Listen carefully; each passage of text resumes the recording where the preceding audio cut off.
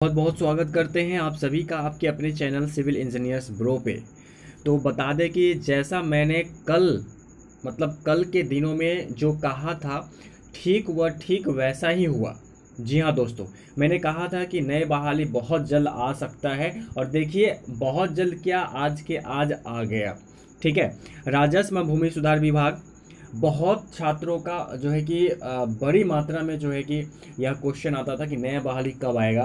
Finally देखिए नया बहाली देखने को मिल गया है और बता दें कि सभी पदों के लिए बहाली निकाला गया है।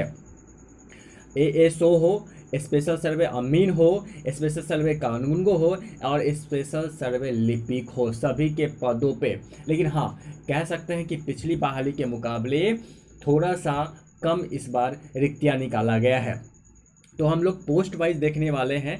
जो भी वीडियो मैं बनाऊंगा पूरी डिटेल्स में बनाऊंगा और पोस्ट वाइज बताने वाला हूं, ठीक है ना।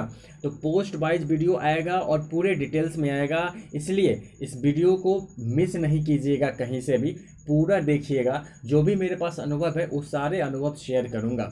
जैसे कि आप लोग देख रहे हैं कि मैं इस पॉइंट पे 3 साल से वीडियो बना रहा हूँ। ठीक है। तो चलिए वीडियो को शुरू करते हैं और शुरू करने से पहले आपको बता दूं कि ये पूरी बहाली जो है मार्क्स बेसिस पर होने वाला है।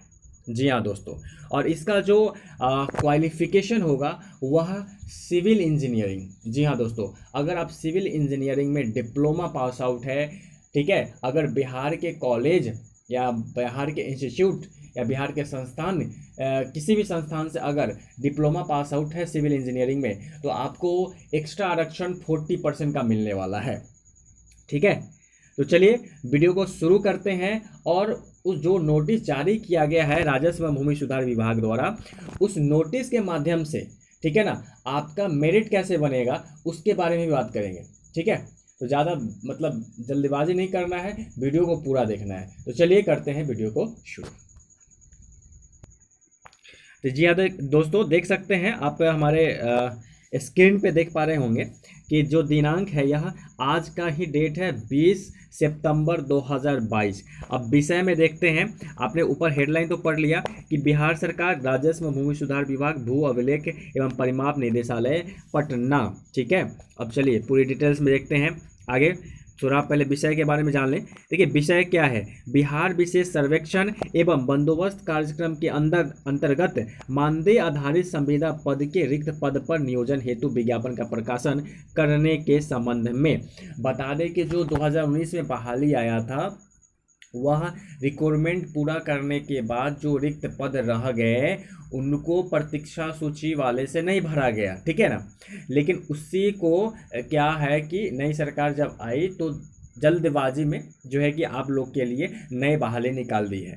और इस बता दें कि इसमें कुछ नया भी है। इसमें यह नया है कि अब की बार जो अगर आप लोग फॉर्म डालते हैं तो प्रतीक्षा सूची भी बनाया जाएगा और जब जब ज़रूरत पड़ेगा, ठीक है, विशेष सर्वेक्षण अमीन का, तब तब उस प्रतीक्षा सूची से लेकर भर दिया जाएगा।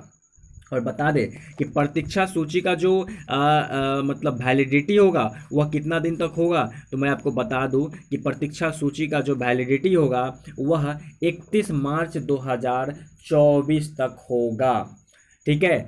चलिए बता दें कि इसमें जो काउंसलिंग के लिए जो बच्चे बुलाए जाएंगे वह रिक्त पदों के 3 गुना बुलाए जाएंगे। तो चलिए देखते हैं रिक्त पद कितना है। चलिए देखिए बात कर ले कि मानदेय आधारित संविदा का पद का नाम है विशेष सर्वेक्षण अमीन, और यह जो पोस्ट है डिप्लोमा, जो बच्चे किए हुए हैं, जो छात्र किए हुए हैं, जो छात्राएं किए हुए हैं सिविल इंजीनियरिंग में, उनके लिए है। विज्ञापन संख्या 03/2022 है और कुल रिक्त पद जो है, कुल वैकेंसी है 1944 है। ठीक है, 1944 है। चलिए आगे देखते हैं। देखिए यहाँ पे कल के अखबार में बिहार के प्रमुख दैनिक समाचार पत्र हिंदी एवं अंग्रेजी के सभी संस्करणों में कल यह प्रकाशित किया जाएगा, तो आप लोग देख सकते हैं। चलिए आगे देखते हैं। देखिए ऊपर में बहुत सारा नियम कानून के बारे में चर्चा किया गया, हम लोग वो ना देखेंगे, हमारे काम का नहीं है। वीडियो को इतना भी बड़ा नहीं बनाए कि आप लोग देख ना पाए। चलिए हम लोग देखेंगे क्या यहाँ पे। जो भी नियम कानून के अकॉर्डिंग निहित शर्तों एवं प्रक्रियाओं के अधीन भू अभिलेख एवं परिमाप निदेशालय राजस्व एवं भूमि सुधार विभाग के अंतर्गत विशेष सर्वेक्षण अमीन के नव सृजित संविदा पदों के विरुद्ध विशेष सर्वेक्षण अमीन का संविदा के आधार पर नियोजन हेतु वैसे सुयोग्य उम्मीदवार जो भारत के नागरिक हो से विहित प्रपत्र में ऑनलाइन आवेदन आमंत्रित किया जाता है। तो ध्यान दे लें कि यह जो आवेदन देना है यह ऑनलाइन ही होने वाला है। उक्त आवेदन हेतु विभागीय वेबसाइट www.lrc.bis.nic.in पर जाकर लॉगिन किया जा सकता है। तो इस साइट के माध्यम से ही आप इसको भर सकते हैं। ठीक है, तो आप नोट डाउन भी कर सकते हैं www.lrc.bis.nic.in पर। ठीक है, अब देख लीजिए, अभी हमने बताया कि कुल जो पद है विशेष सर्वेक्षण अमीन का यह 1944 है और इसमें आरक्षण कोटिवार के आधार पे कितनी सीटें हैं कैटेगरी वाइज। तो देखिए, अनुसूचित जाति यानी एसटी शेड्यूल कास्ट 293 पद है। एसटी, ठीक है, यानी शेड्यूल ट्राइब, इसमें टोटल 12 पद है। अत्यंत पिछड़ा वर्ग जो ईबीसी में आता है, एक्सट्रीमली बैकवर्ड कास्ट, इसमें 288 है। ठीक है, और वही पिछड़ा वर्ग यानी बीसी, ठीक है, बैकवर्ड कास्ट 161 पद है। और वही देखिए तो पिछड़ा वर्गों की महिला उनके लिए 93 पद है। और वही जनरल की बात कर ले, आरक्षण अनारक्षित जो जनरल में आते हैं उनके लिए 1005 पद हैं। वही बात कर ले ईडब्ल्यूएस जो आर्थिक रूप से कमजोर है उनके लिए 92 सीट है। किस पद के लिए? विशेष सर्वेक्षण अमीन के लिए। तो कुल मिला के बात कर ले जाए तो सबसे ज़्यादा अनारक्षित में है, उसके बाद अनुसूचित जाति में है। ठीक है, चलिए आगे देखते हैं हम लोग। अब आरक्षण की बात हुई है तो बता दें कि जो भी फ्रीडम फाइटर के पोता पोती नाती नतनी हैं उनको 2% 36 आरक्षण दिया जा रहा है। ठीक है, वही बात कर ले जो दिव्यांग कोटा से रिलेटेड है उनको 4% 36 आरक्षण दिया जाएगा, यानी हॉरिजॉन्टल रिजर्वेशन दिया जाएगा। और उनको जो दिव्यांग कोटा से है उनको अधिकतम उम्र सीमा में 10% की छूट भी प्राप्त है। ठीक है, चलिए आगे देखते हैं। आरक्षण, राज्य सरकार के आरक्षण नीति का पालन किया जाएगा, इसमें आदर्श रोस्टर का अनुपालन किया जाएगा। आगे देखिए, हमने जो बात किया था 40% आरक्षण का, किनको किनको इसका लाभ मिलने वाला है। तो यहाँ देखिए, बिहार राज्य के सरकारी पॉलिटेक्निक महाविद्यालय एवं एआईसीटीई से संबंध तथा मान्यता प्राप्त पॉलिटेक्निक संस्थानों से सिविल इंजीनियरिंग में डिप्लोमा प्राप्त अभ्यर्थियों के लिए सभी आरक्षण कोटि में 40% 36 आरक्षण लागू होगा। तो देखिए, सभी क्या है, सभी आरक्षण कोटि में जो भी आरक्षित कोटि है जैसे कि एसटी हो गया, एससी हो गया, ईबीसी, बीसी, पिछड़े वर्ग की महिला, ईडब्ल्यूएस, सभी में 40% आरक्षण मिलेगा। और सिर्फ बिहार राज्य के, ठीक है, एसबीटी का कॉलेज को नहीं, बिहार राज्य में जितने भी पॉलिटेक्निक संस्थान हैं सभी को मिलने वाला है। चलिए आगे देखते हैं। अब तो मेन मुद्दा आता है कि भाई हम तो जॉब कर लेंगे स्पेशल सर्वे अमीन का, खेत को नाप देंगे, लेकिन हमको सैलरी कितना मिलेगा? तो देखिए, अब बात कर लेते हैं पद का नाम। तो पहले हम लोग जान गए हैं कि विशेष सर्वेक्षण अमीन और शॉर्ट में एसएसए, आप एसएसए बनने वाले हैं। उसके बाद बात कर ले कि इसका जो योग्यता क्या होगा। तो ये सिविल इंजीनियरिंग में डिप्लोमा अगर पास आउट कर चुके हैं तो आप भर सकते हैं फॉर्म को। वही इसका जो वेतन कितना मिलेगा, तो पहले साल टोटल आपको 31,000 जो है कि बनेगा, लेकिन इन हैंड जो आपको मिलेगा कितना मिलेगा, 24,202.50 रुपया ही मिलने वाला है। ठीक है, तो इसमें ईपीएफ के रूप में कटेगा आपका 2,797 रुपया। ठीक है, और वही बात कर ले कि पहले साल मोबाइल, लैपटॉप व इंटरनेट व्यय की प्रतिपूर्ति के लिए 4,000 प्रति माह दिया जाएगा पहले साल, जो कि इसमें ऐड किया हुआ है। यानी बता दें कि आपको ज्वाइनिंग करने वक्त आपको अपने पैसे से लैपटॉप, मोबाइल और नेट का पूर्ति करना पड़ेगा। ठीक है, चलिए आगे देखते हैं। देखिए, वही चीज़ यहाँ पे लिखा गया है। तो पहले ईयर आपके लैपटॉप, मोबाइल और इंटरनेट के लिए 4,000 रुपये दिया जाएगा। ठीक है, उसके बाद अगले ईयर से आपके नेट को पूर्ति करने के लिए, इंटरनेट को पूर्ति करने के लिए प्रति माह 400 रुपया दिया जाएगा। तो देखिए कितना लाभ मिल रहा है। अब नेट का भी पैसा नहीं लगने वाला है आपको, आराम से अब रील्स देखते रहिए, रील्स रील्स। चलिए और भी कुछ बता दें कि देखिए अब न्यूनतम उम्र और अधिकतम उम्र क्या होना चाहिए। 18 वर्ष न्यूनतम उम्र होना चाहिए, ठीक है। और इसकी गणना जो है 1 जनवरी 2022 के ही बेसिस पे किया जाएगा। तो आप सभी लोग जो है कि आप गणना कर सकते हैं। मान लेते हैं कि आप 1 जनवरी 2000 को जन्म लिए हैं, तो अभी आपका कितना हो जाएगा 1/1/2022 के अकॉर्डिंग कितना हो जाएगा, पूरे 22 साल हो जाएंगे ना आपके। तो इसी हिसाब से आपको गणना करना है। अगर आप 1 दिसंबर 2002 को जन्म लिए हैं तो कितना हो जाएगा, टोटल 20 साल हो जाएगा आपका। तो इस हिसाब से गणना करना है। वही बात कर ले कि अधिकतम आयु अनारक्षित पुरुषों के लिए 37 है, और वही अनारक्षित महिला, पिछड़े वर्ग के पुरुष महिला, अत्यंत पिछड़ा वर्ग के पुरुष महिला को 40% है। यानी 40 वर्ष तक आप EBC BC वाले महिला और पुरुष भर सकते हैं। वही SC ST की बात कर ले, पुरुष एवं महिला दोनों की, तो ये 42 वर्ष तक की उम्र वाले फॉर्म को डाल सकते हैं। चलिए वही बात कर ले नियोजन अवधि। देखिए ये जो है कि कॉन्ट्रैक्ट के आधार पे है, एक साल करके बढ़ाया जाता है, ठीक है ना। तो इसलिए यहाँ पे जो है पहले ही बता दिया गया है कि 31 मार्च 2024 तक के लिए इसको क्या किया गया है, नियोजित किया गया है और कॉन्ट्रैक्ट किया गया है। तो आवश्यकता पड़ने पे ये भी बोला गया है कि आगे भी इससे बढ़ाया जा सकता है, तो इससे घबराना नहीं है, आगे भी बढ़ाया जा सकता है। तो जितने इसमें सीट है ना 1944 1944, उसका 3 गुने बच्चे को काउंसलिंग के लिए बुलाया जाएगा, और जितने लोग का पहले मेरिट लिस्ट में ज्वाइनिंग हो जाएगा, बाद बाकी को प्रतीक्षा सूची में बनाया जाए, प्रतीक्षा सूची में डाल दिया जाएगा। और जब जब ज़रूरत पड़ेगा 31 मार्च 2024 तक उन प्रतीक्षा सूची से खाली जगहों को, खाली सीटों को, करेक्ट पदों को भर दिया जाएगा।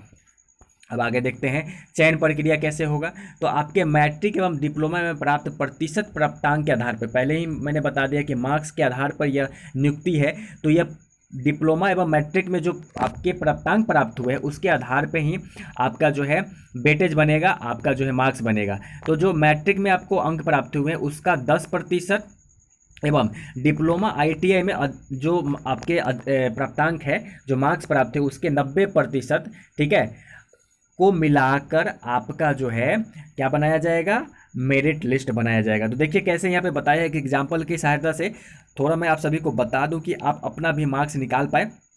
देखिए यदि आपका मैट्रिक में 80% है तो आपको क्या करना है, 80 का 10% निकालना है, कितना हो जाएगा, 8 हो जाएगा। वही बात कर ले कि अगर आपको डिप्लोमा में 70% है तो 70 का 90% निकालना है, यहाँ से 63 आ गया। अब कुल जोड़े मैट्रिक का 8 अंक और डिप्लोमा का 63 अंक, तो कुल 71 नंबर हो गया। तो इस आधार पर आपका क्या होगा, मेरिट बनेगा, ठीक है। तो इस प्रकार से आप भी निकाल सकते हैं।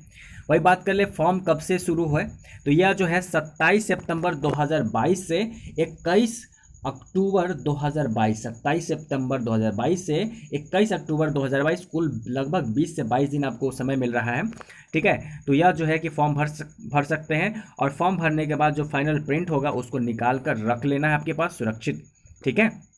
उसके बाद विज्ञापन एवं शर्तों से संबंधित सभी अधिकार जो है विभाग निदेशालय के अधीन है, और निदेशालय विज्ञापन संशोधित रद्द करने के लिए सर्वाधिकार धारित करता है। मतलब वो अपना अधिकार रखता है कि किसी भी समय इसमें कुछ संशोधित भी किया जा सकता है या रद्द भी किया जा सकता है। तो देखिए यहाँ पे साफ साफ लिख देता है कि संशोधित भी किया जा सकता है।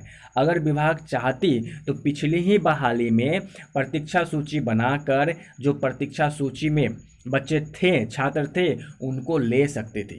लेकिन ये क्या है, पूरी तरह से खेल हो रहा था, ठीक है। खेल, विभाग के अधिकारियों का खेल, नेताओं का खेल, सरकारों का खेल हो रहा था, ठीक है। लेकिन चलिए जो पिछले प्रतीक्षा सूची में छात्र छात्राएं थे उनका मेहनत, उनका जो पैसा खर्च हुआ, वो जो मंत्री को अवगत कराए, उसका नतीजा है कि इसमें प्रतीक्षा सूची बनाकर रखा जा रहा है, ठीक है। तो इतना तो है कि सीट जो है खाली नहीं रहेगा, सीट खाली होगा तो प्रतीक्षा सूची से भर लिया जाएगा।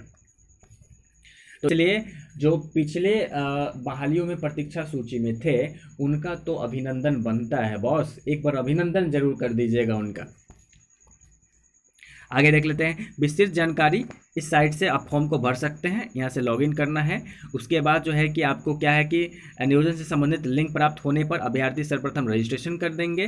रजिस्ट्रेशन पूर्ण होने के पश्चात अभ्यर्थी के मोबाइल एवं ईमेल पर आईडी एवं पासवर्ड प्राप्त हो जाएगा। आईडी और पासवर्ड प्राप्त होगा। उक्त आईडी एवं पासवर्ड के आधार पर अभ्यर्थी द्वारा personal details, educational details, photo, signature और डॉक्यूमेंट अपलोड की कार्रवाई की जा सकेगी। उसके बाद ऑनलाइन आवेदन पत्र के सबमिट करने के पहले अभ्यर्थी आश्वस्त हो लेंगे कि उनके द्वारा सभी अपेक्षित सूचनाओं को दर्ज कर लिया गया है। एक बार एप्लीकेशन फॉर्म फाइनल सबमिट करने के पश्चात किसी भी परिस्थिति में एप्लीकेशन फॉर्म में सुधार, एडिट का अवसर प्रदान नहीं किया जाएगा। आवेदक द्वारा अंतिम रूप से समर्पित आवेदन ही मान्य होगा। काउंसलिंग की अवधि में आवेदक द्वारा अंतिम रूप से समर्पित आवेदन में अंकित तथ्यों के अतिरिक्त अन्य कोई भी तथ्य मान्य नहीं होगा। इसलिए जो भी आप भर रहे हैं फॉर्म में सावधानी पूर्वक भरें, इसलिए बाद में उसका कोई मान्य नहीं हो सकता है अगर कुछ एक्स्ट्रा आप काउंसलिंग के समय देने का कोशिश करेंगे तो। ठीक है, तो कुछ यही है। और देखिए नीचे जय सिंह जो डायरेक्टर है उनका साइन है। और बहुत खुशखबरी की बात है, बहुत बड़ी खुशखबरी है कि एक बार फिर से डिप्लोमा पास आउट छात्र छात्राएँ के लिए मार्क्स बेसिस के आधार पर बहाली आ गया है। ठीक है, और बता दें कि इस सब में एक चीज़ नहीं था फ़ी के बारे में। तो फ़ी नॉमिनल होता है, नॉर्मल होता है, या तो नहीं भी हो सकता है क्योंकि कॉन्ट्रैक्ट बेसिस है।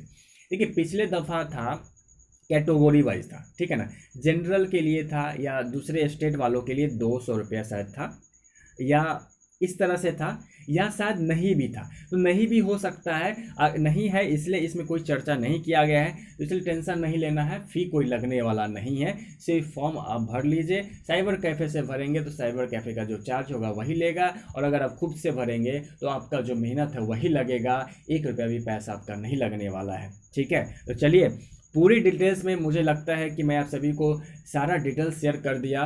फिर भी अगर कुछ चूक हो जाता है, कुछ लगता है कि नहीं बता पाया, तो आप कमेंट बॉक्स में क्वेश्चन कर सकते हैं, मैं ज़रूर जवाब दूंगा। और एक रिक्वेस्ट करूंगा कि इससे सारा अपडेट जब तक ज्वाइनिंग नहीं हो जाता है, ज्वाइन के बाद का भी अपडेट आपको देता रहूँगा। इसलिए नए हैं अगर इस बार पास आउट किए तो चैनल को सब्सक्राइब कर लीजिए, वीडियो को ज़रूर लाइक कीजिए और किसी के साथ अपने ग्रुपों में ज़रूर शेयर कीजिए। वीडियो को देखने के लिए धन्यवाद।